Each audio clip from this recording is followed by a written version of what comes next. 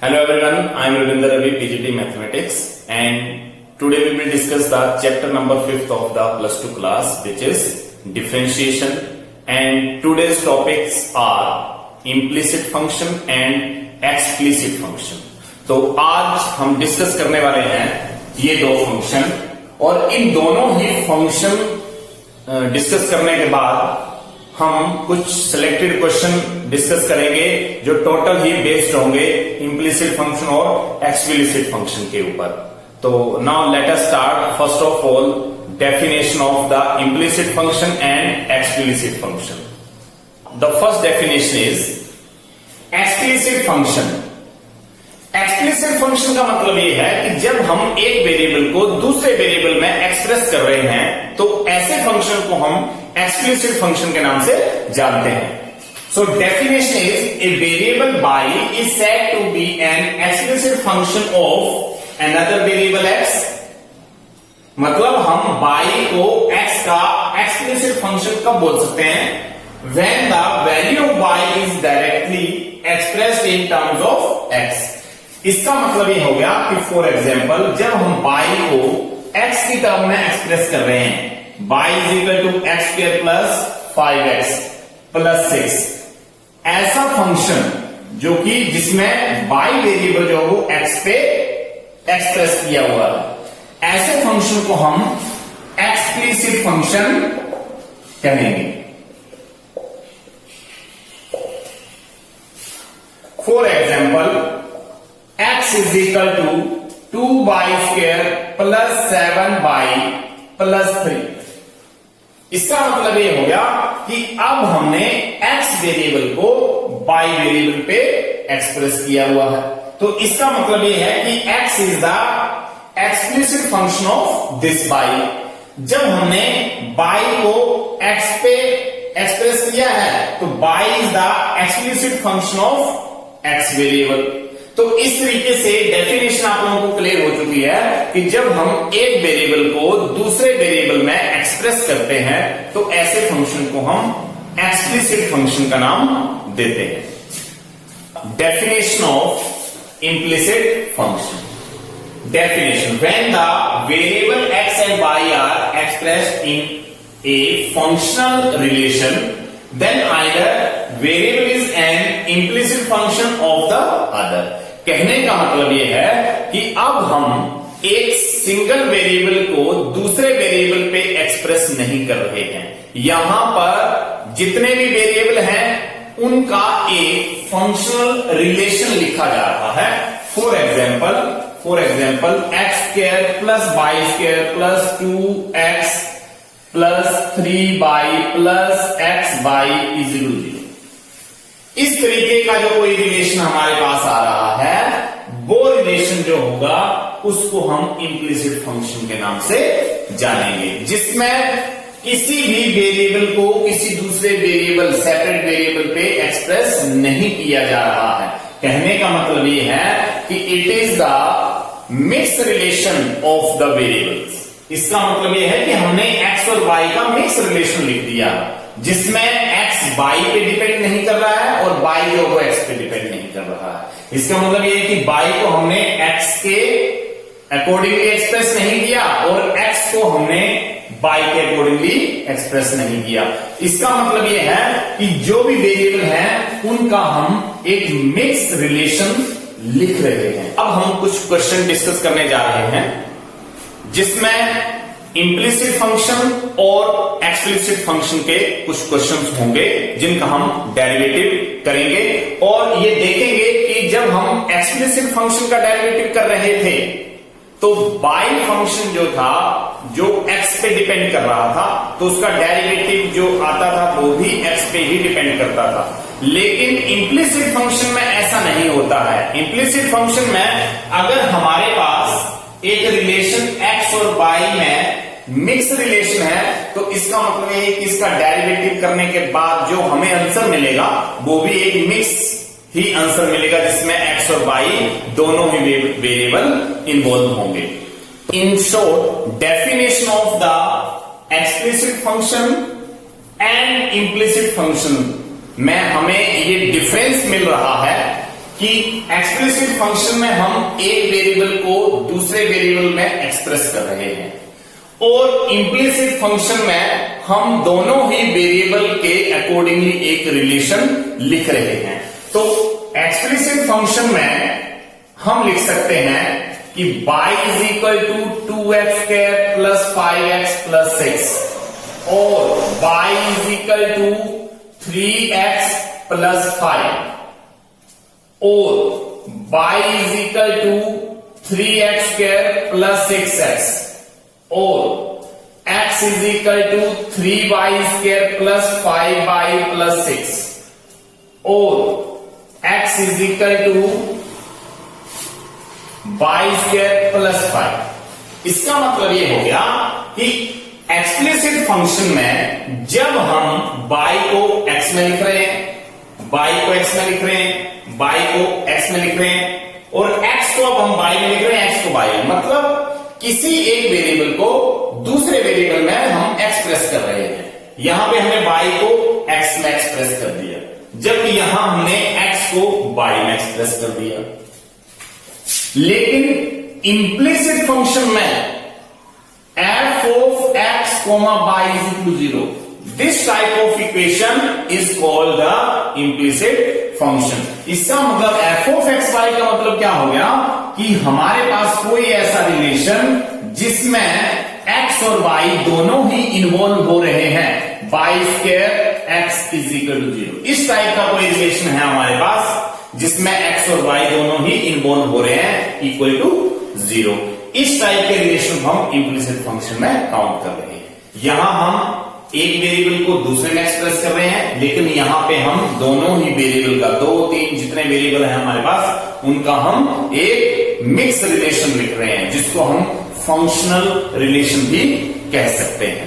अब इसमें एक और डिफरेंस देखने में आएगा कि जब आप लोग एक्सप्लिसिट फंक्शन का डेरिवेटिव लेंगे, इसमें से किसी भी फंक्शन का अगर आप लोग डेरिवेटिव ले रहे हो तो डेफिनेटली उसका जो डेरिवेटिव आएगा वो डेफिनेटली एक वेरिएबल में ही आएगा। सपोज करो, लेट अस सपोज हमारे पास एक क्वेश्चन ये है, y is 2x square plus 5x plus 6। Now derivative with respect to x, इसका डेरिवेटिव मैं ले रहा हूं। तो इसका डेरिवेटिव करने का मतलब क्या है कि dy upon dx is equal to d upon dx of 2x square plus 5x plus 6। Now it can be written as 2 और पावर रूल से 2 कांस्टेंट टर्म है, x स्क्वायर का डेरिवेटिव करेंगे तो x स्क्वायर का डेरिवेटिव 2x पावर रूल से, plus 5x का derivative 5 और प्लस 6 का डेरिवेटिव हो जाएगा 0 कांस्टेंट टर्म है। तो यहां से 4x प्लस 5 की एक टर्म आ रही है जो कि derivative of y with respect to x होगा। इसका मतलब एक्सप्लिसिट फंक्शन का डेरिवेटिव, इसमें स्टेटमेंट ऐसा था कि एक वेरिएबल को दूसरे वेरिएबल में एक्सप्रेस किया हुआ है, तो इसका आंसर भी जो आएगा उसका डेरिवेटिव वो भी उसी वेरिएबल में एक्सप्रेस होगा। लेकिन हमारे पास अगर इंप्लिसिट फंक्शन दे रखा है तो जब मैं इसका डेरिवेटिव करूंगा, derivative with respect to x, तो मैं लिखूंगा d upon d x of x square y square 2xy plus y square x is equal to 0।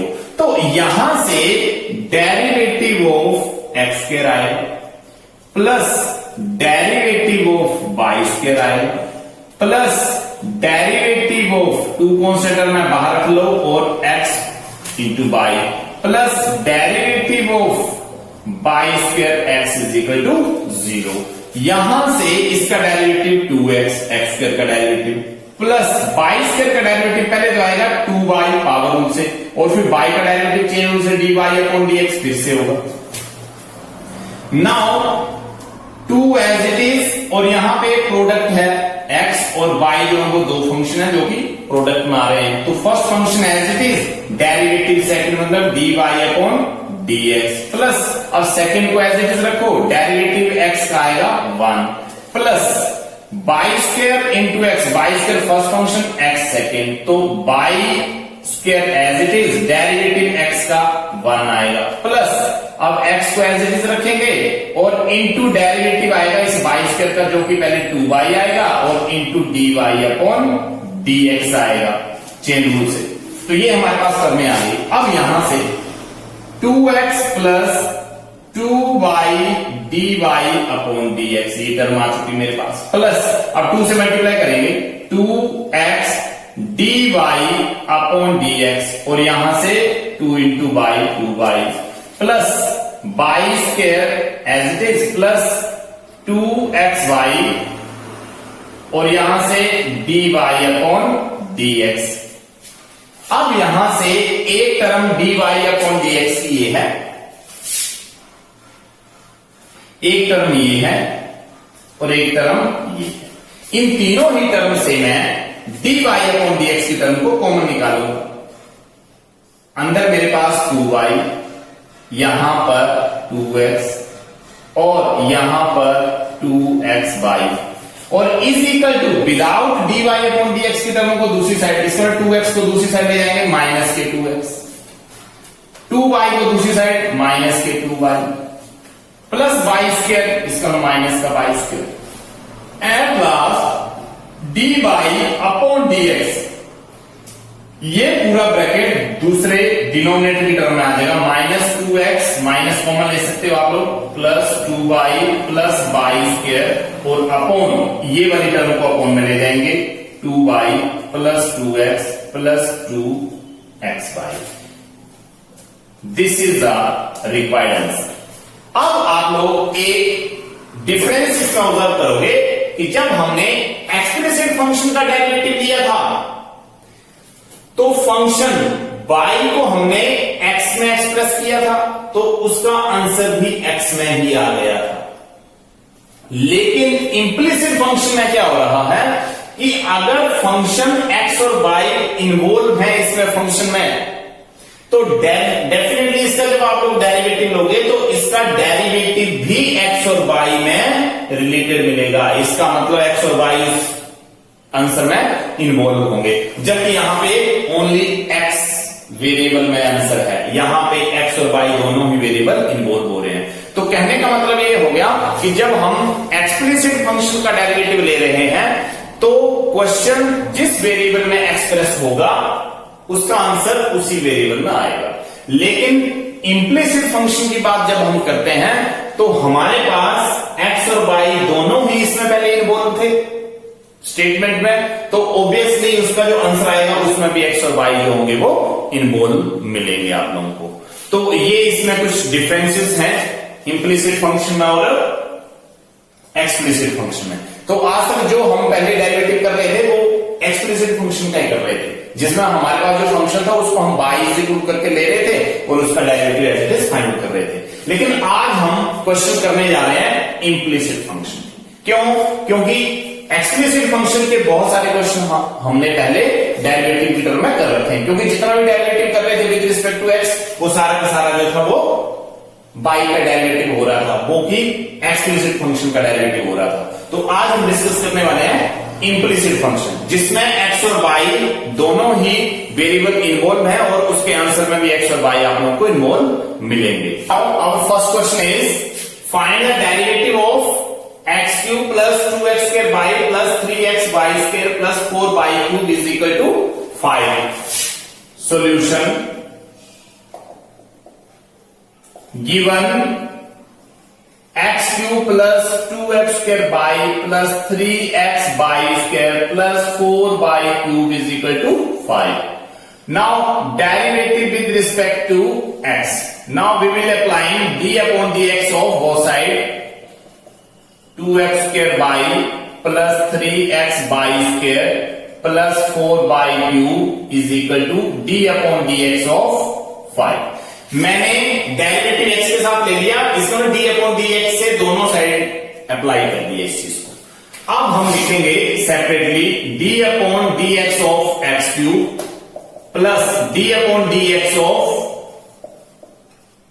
x square by 2 constant है पहले रख लेंगे, प्लस 3 कांस्टेंट वैल्यू है पहले रखेंगे, d upon dx of x by square plus 4 constant value है d upon dx of by cube और constant value का डेरिवेटिव 0, इसका 5 का डेरिवेटिव जो हो जाएगा वो 0।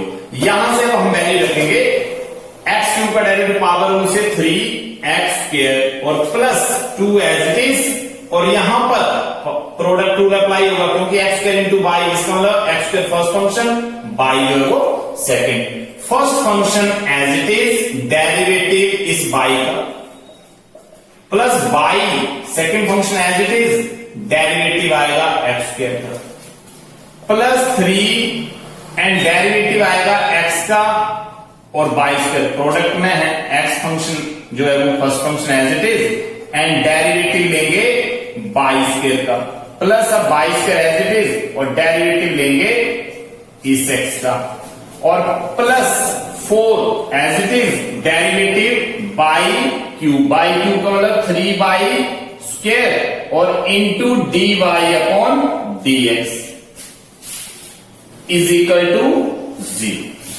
नाउ 3x² प्लस 2 और यहां से x² into dy upon dx plus y into x² का डेरिवेटिव पावर से 2x और प्लस 3 और ब्रैकेट स्टार्ट करके x इंटू बाई स्क्वायर का डेरिवेटिव पहले तो आएगा 2y और फिर बाई का चेन रूल से अलग से होगा, प्लस बाई स्क्वायर अब एज इट इज और derivative x with respect to x into 1 plus 4 into 3 12 y square dy upon dx is equal to 0।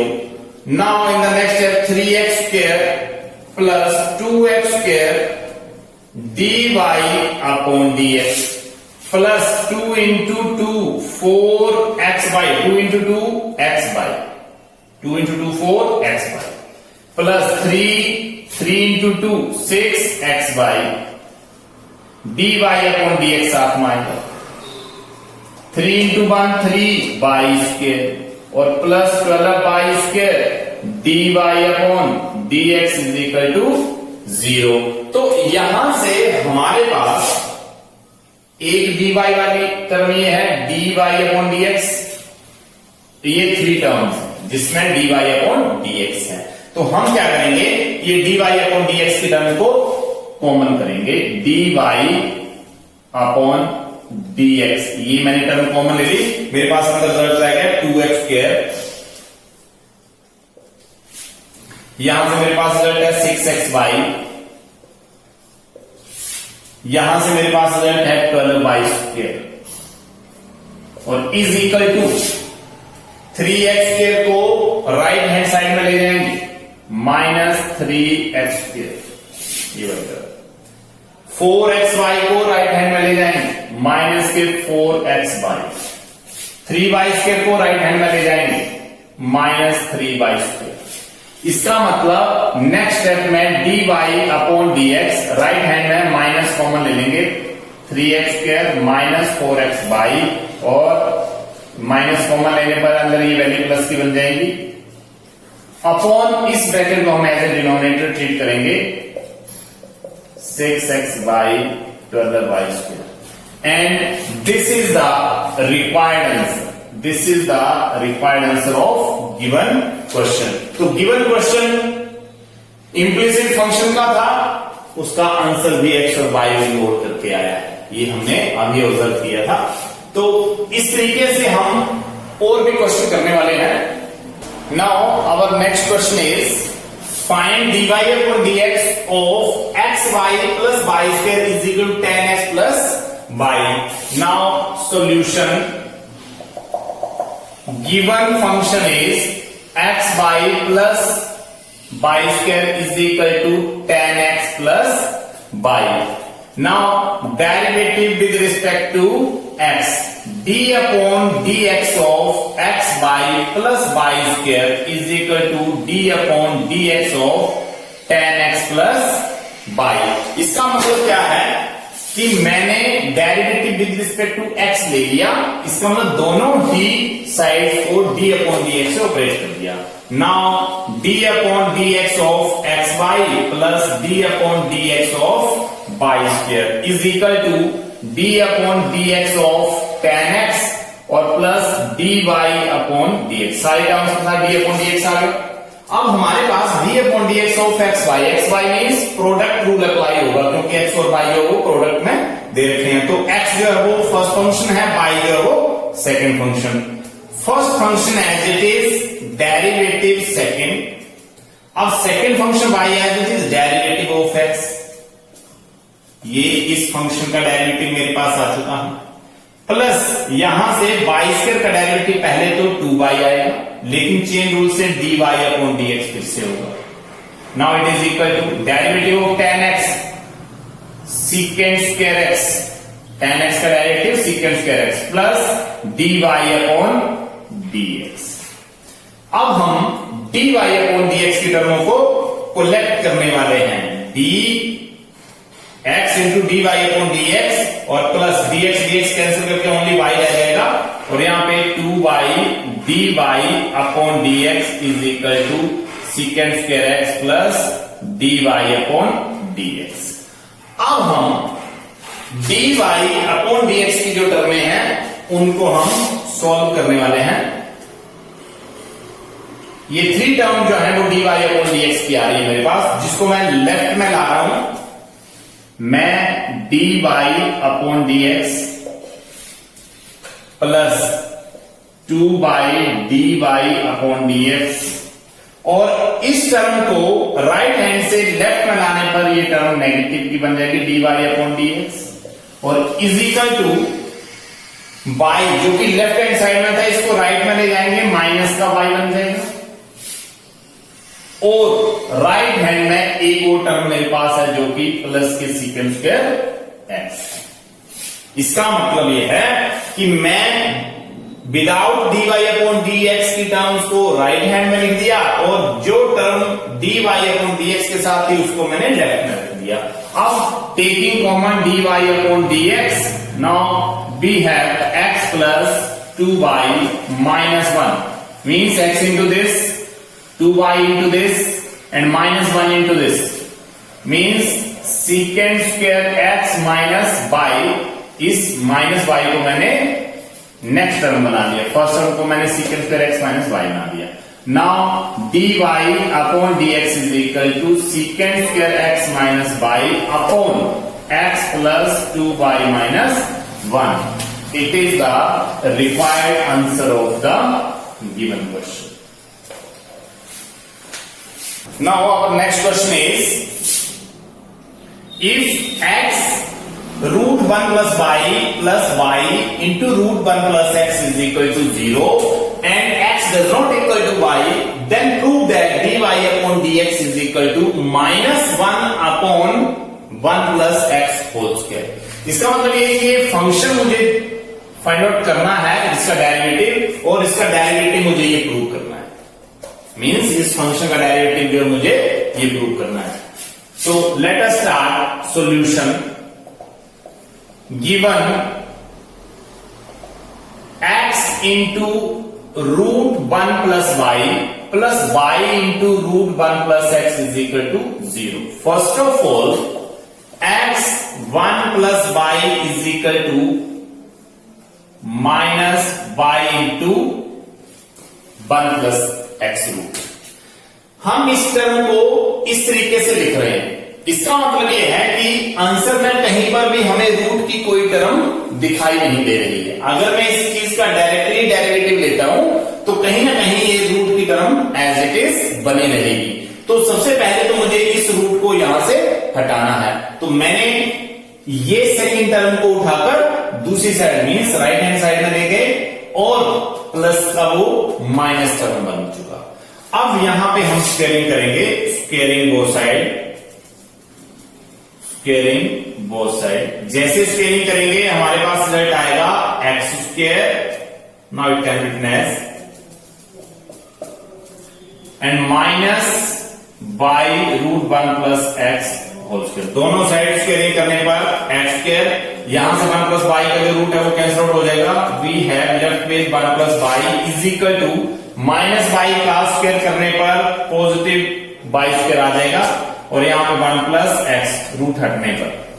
Now x के into 1 x square plus x square को y से करेंगे तो x square into y, y square को 1 से करेंगे और y square को एक्स से, x y square. Now it can be written as x square plus x square y is equal to y square plus x y square. Now x square plus x square y and minus y square, सारी terms को मैं left में ला रहा हूं, is equal to 0। इसका मतलब क्या था कि these are two terms and minus y square को भी मैं इसे ले minus y square and minus x y square. अब यहां से x square minus y square we can write it as x square minus y square as a factor and plus x square y plus x square y minus x y square, minus x y square is equal to 0। Now x square minus y square, इसकी factorisation करने पर x minus y and x plus y and x square y minus x y square taking common x y, it means x minus y is equal to 0।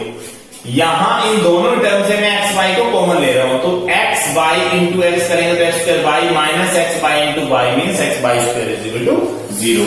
Now taking common x minus y as a single factor, x minus y and x minus y common ले चुका और अंदर x plus y plus x y is equal to 0। Now implies that x minus y is equal to 0. There are two conditions. This factor is equal to 0 and this factor is equal to 0. X plus y plus x y is equal to 0. Here x is equal to y, which is not possible. Which is not possible because x is equal to y. Here x does not equal to y means ये condition और ये condition x by की equal नहीं हो सकता, इसका मतलब x does not equal to by, इसका मतलब ये होगा कि इस फैक्टर को हम रिजेक्ट कर रहे हैं। अब हमारे पास एक फैक्टर बच चुका है यहां पे, तो x plus y plus x y, y common ले सकते हैं 1 plus x is equal to 0 and y is equal to minus x upon 1 plus x, ये हमारे पास रिजल्ट आ चुका, बाई की वैल्यू जो भी आ चुकी। इसका मतलब ये है कि जब हम क्वेश्चन को सिंप्लीफाई कर रहे हैं, इस क्वेश्चन को हम सिंप्लीफाई कर रहे हैं तो हमारे पास y की वैल्यू जो है minus x upon 1 plus x है। अब हम इसका डेरिवेटिव करने वाले हैं, हम लिखेंगे derivative with respect to x means dy upon dx of d upon dx of minus 1 plus x. अब हम इसमें क्वोशिएंट रूल अप्लाई कर सकते हैं, 1 प्लस एक्स होल स्क्वायर और यहां पे 1 plus x as it is into derivative of minus x का derivative minus of minus x minus as it is और माइनस एक्स एज इट लिख दिया और डेरिवेटिव ले लिया 1 प्लस एक्स का। 1 प्लस एक्स का डेरिवेटिव लेने पर 1 प्लस एक्स होल स्क्वायर और यहां पे 1 plus x into minus x का डेरिवेटिव माइनस 1 और minus minus plus x and derivative of 1 0 और derivative of x 1, it mean 0 plus 1 means 1। ये पूरी टर्म 1 की इक्वल है, लिखने की जरूरत नहीं है। इसका मतलब ये है कि इससे नेक्स्ट स्टेप जो है वो मैं यहां पे लिखने वाला हूं, therefore dy upon dx minus 1 और minus plus minus x -1 minus x plus x upon 1 plus x whole square. Minus x plus x cancel, -1 upon 1 plus x whole square. This is the required answer of the given question. Hence proved. ये मुझे prove करना था जो कि ये आ चुका है मेरे पास, ये वाली वैल्यू जो है वो ये आ चुकी है पास। इसका मतलब हमने रिजल्ट को प्रूव कर दिया। Now our next question is if y is equal to root of cos x plus root of cos x plus root of cos x plus up to so on infinite. इसका मतलब यह है कि ये term जो infinite term तक दे रखी है इस फर्स्ट रूट के अंदर टर्म है। Show that dy upon dx is equal to sin x upon 1 minus 2y। Now we will start solution.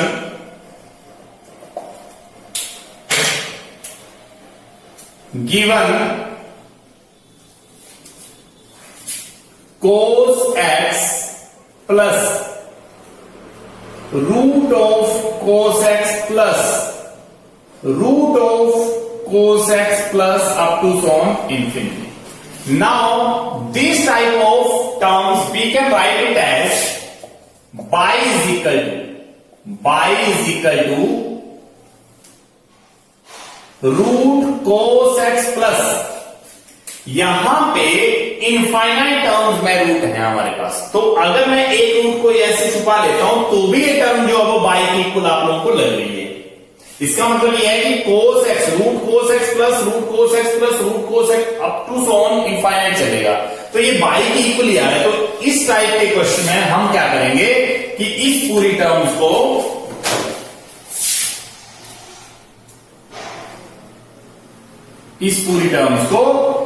By का नाम दें। क्यों? क्योंकि ये टर्म अगर एक्सपेंड होगी तो बाई बन जाएगी। इस टर्म को अगर मैं एक्सपेंड करूंगा इनफाइनाइट तक तो ये एज इट इज बाई आ जाएगा। तो इसका मतलब इस टर्म को हम एज ए बाई ट्रीट कर रहे हैं। अब हम करेंगे स्क्वेयरिंग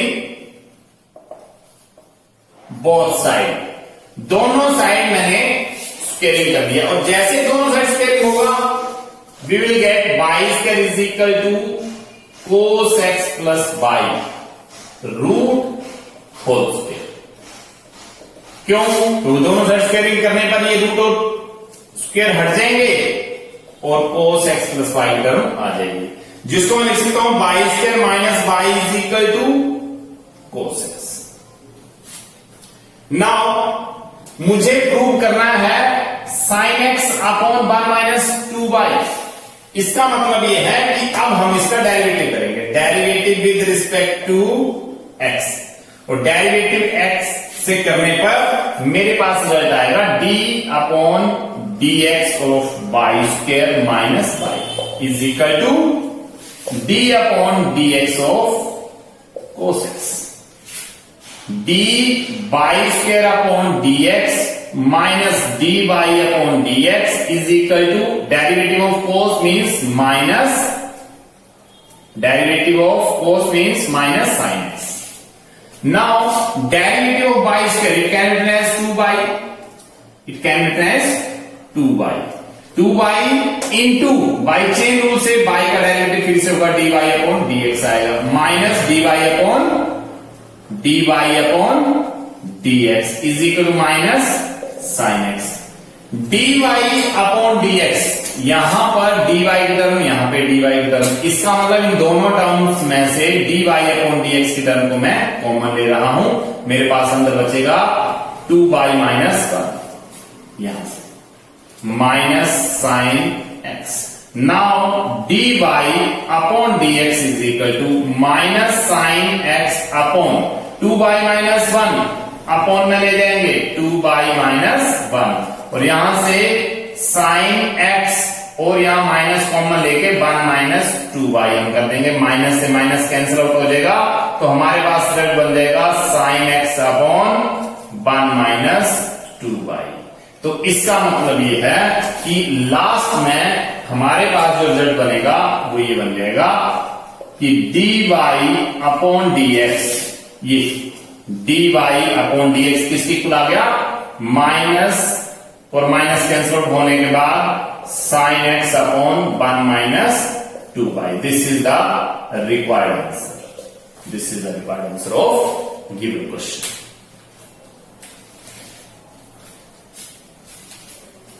तो इस तरीके के बहुत सारे क्वेश्चन आप लोगों को आपकी बुक में मिलेंगे जिसको आप लोग अब आसानी से कर सकते हैं। इसमें किसी भी एक वेरिएबल को दूसरे वेरिएबल पे एक्सप्रेस करने की जरूरत नहीं है। जैसे आप लोगों को क्वेश्चन दे रखा है आप लोग डायरेक्टली उसमें डेरिवेटिव फाइंड आउट करके आंसर फाइंड आउट कर सकते हैं। That's all, thank you.